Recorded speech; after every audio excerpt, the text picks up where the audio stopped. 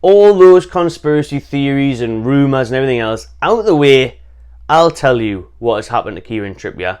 Morning everyone, welcome back to the Magpie Channel TV. I'm saying good morning, this won't come out until the evening for you lot because I am busy today doing up Santa Claus, delivering these hoodies and hats around the northeast. Now I've had orders from all over the world, so shout out to everyone that has ordered some merchandise on themagpiechannel.com. I've been shipping them out to America, Australia, Germany, Spain, all over the gaff. But today I'm going to the likes of sunny Wallsend and lovely Whitley Bay to give you lot your orders in person as a thank you and to make sure they get here in time for Christmas, because we all know what our delivery couriers can be like. Enough of that anyways. Actually, perfect weather, to be fair, that's why I'm wearing them, because I'm about to go out in the wind. This wind is going mental outside my window there. Not looking forward to that, but it's a perfect weather for a bit of hoodie and hats, isn't it? Windy, cold, miserable. The Magpie Channel merchandise is available now on themagpiechannel.com. Let's talk about it then. I've got to get into it. I've had loads of messages about this and loads of replies to my match reaction the other night on Kieran Trippier, and he is the trending topic. Trending trips all over social media, YouTube, TV, everywhere. Everyone is talking about Kieran Trippier and what has happened to the right back. What's happened to Trips? What's gone wrong? What the hell's gone on, basically? Do you know what I mean? I said it jokingly the other night in the match reaction as he swapped his body with Jean Allen Boomsong, as he swapped his body with Harry Maguire. Now, not everybody, calm down, don't get so offended.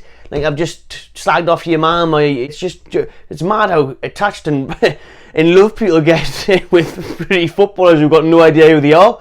I mean, I'm the same. Listen, I love Trippier.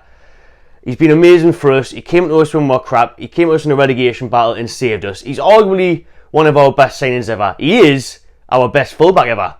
And yes, I love him, but Jesus Christ, the amount of protection that this bloke gets and that certain people get is bizarre to me. Listen, for me, this is how it goes. Praised when played well, criticised when played crap. And it's as simple as that. And yes, you can go on what Trippier has done for the past 18 months since he signed for the club. Brilliant. That's what we'll go on. Fantastic. Slating him for a shocking mistake doesn't mean that you still don't like him and you can't praise him for what he's done in previous matches. That's all it is for me. I mean, I'll say it how it is, I'll say it how it is, and I don't care. Like, I'll still back the player. I'm not slandering the player, I'm not slandering the person, I'm slandering the performance. It's like criticising the performance, not the individual, really. And for somebody who's made loads of errors in the last few weeks and cost us a few games, I think you can see how you feel. I think you're entitled to your opinion of that performance. And like I said, it's not going on what he's done in the past. You can do both. You can be very grateful and appreciate Kieran Trippier signing for Newcastle and everything he's done in a black and white shirt until probably about a month ago, where he's been terrible. And you can do both. And I'm still like, I love Trippier, he's class. But I can still be like, oh, well, that was a shocking mistake. That's cost us a semi-final. You can do both. If Quentin Tarantino releases a new movie tomorrow and it's crap, I'll say it's crap. But it doesn't take away the fact that his previous 10 films are absolutely amazing. Do you know what I mean? It doesn't change that fact. You can say when a mistake has cost us, and you can still like the player and appreciate him and thank him for what he's done so far and hope that he comes back and support him that he comes back. It's not like he's going to get booed the next time he plays. I'm not going to be there in the stands booing him. Do you know what I mean? I was there cheering him at Stamford Bridge, and we didn't get on his back in person either when he's made the mistake. We still clapped him off the pitch. Do you know what I mean? But you can still come away from something and be like, well, that cost us the game. That wasn't very good. It's the same with anything. Listen, love Amanda Staveley for getting the takeover done. Absolutely love her. Brilliant. Thank you so much, Amanda, for all the hard work over the years, getting PIF in and transforming the club, and look at where we are now, and look at where we're hopefully going. But then if she makes a mad decision, see if she sacked Eddie Howe, for example, I'd be furious. And I'd stand her for that.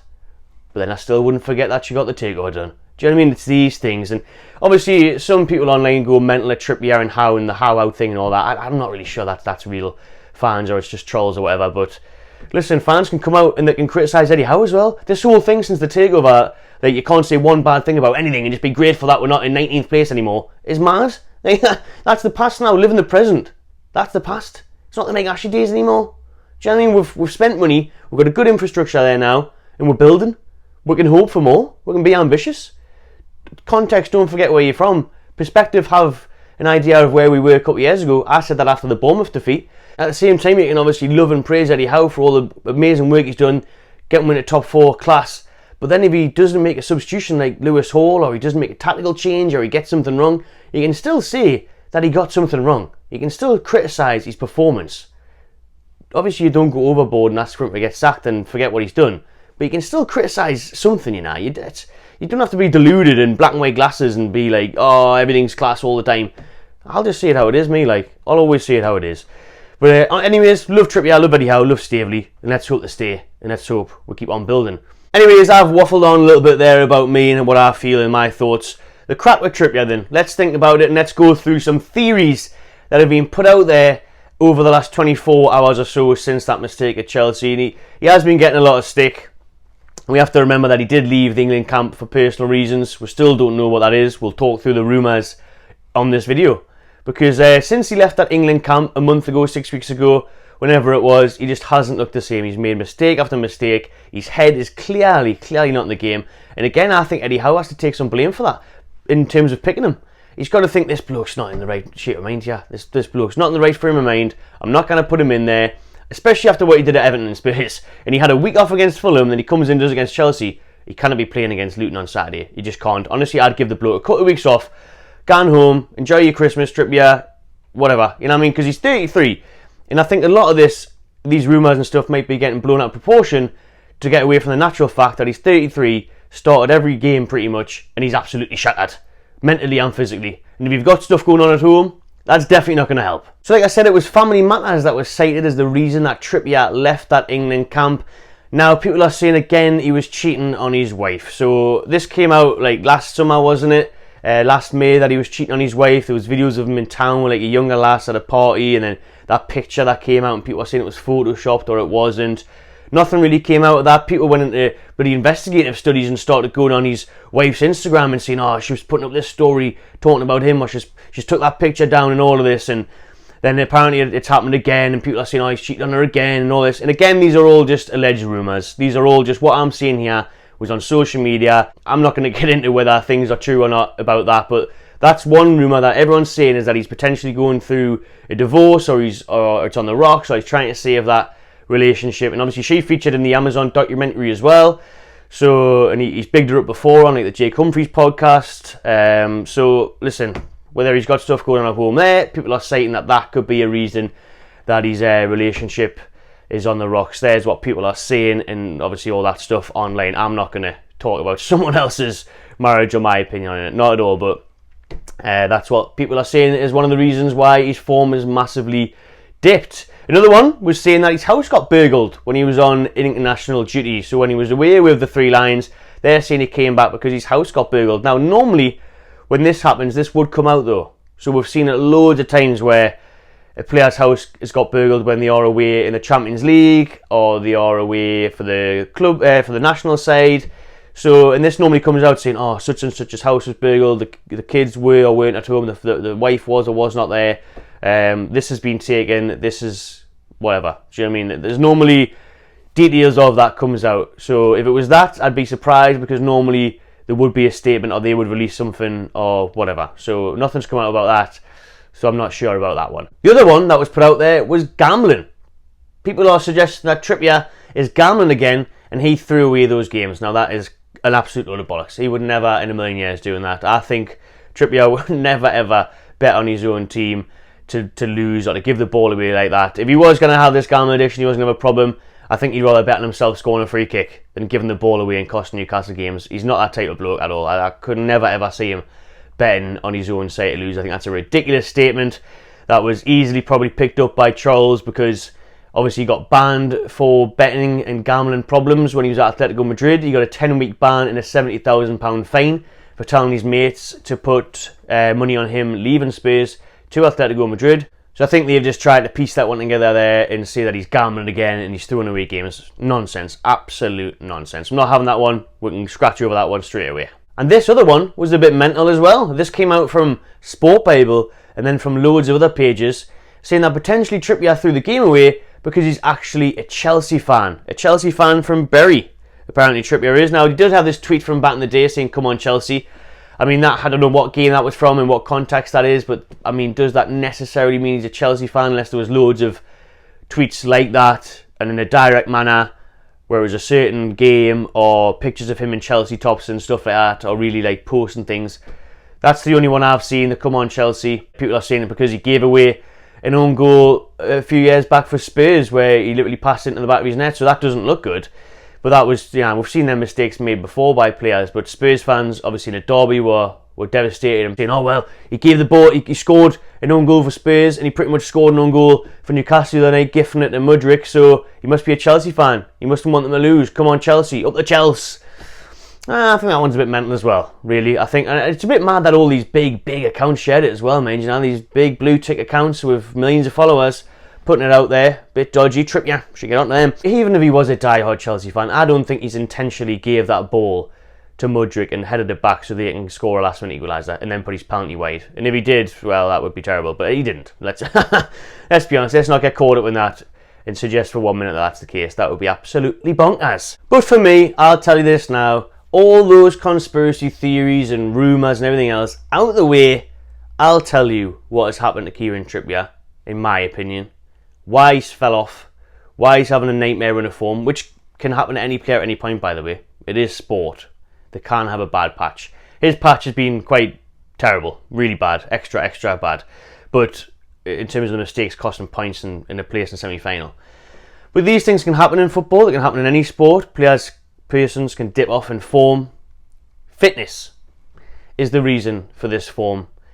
Fitness and age for me. Kieran Trippier is 33 years old and he started every Premier League and every Champions League game until the odd week or so ago for Newcastle this year.